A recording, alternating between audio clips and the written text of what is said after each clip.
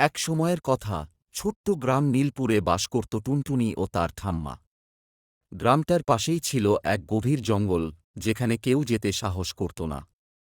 শোনা যেত সেখানে এক ভূত থাকে, ভূতরাজ। একদিন ঠাম্মার ওষুধ শেষ হয়ে যায়, আর সেই ওষুধ শুধু জঙ্গলের মাঝখানে থাকা এক গাছের ছাল থেকে পাওয়া যায়। সবাই ভয় পেয়ে যায়, কিন্তু টুনটুনি বলে, আমি যাব।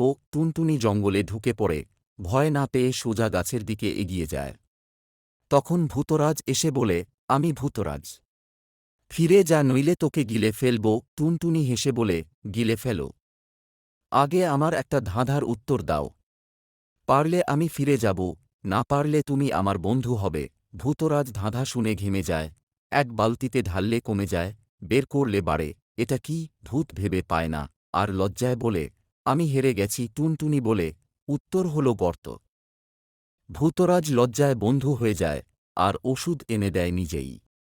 নীতিশিক্ষা: ভয় নয়, বুদ্ধি দিয়ে সবকিছু জয় করা যায়।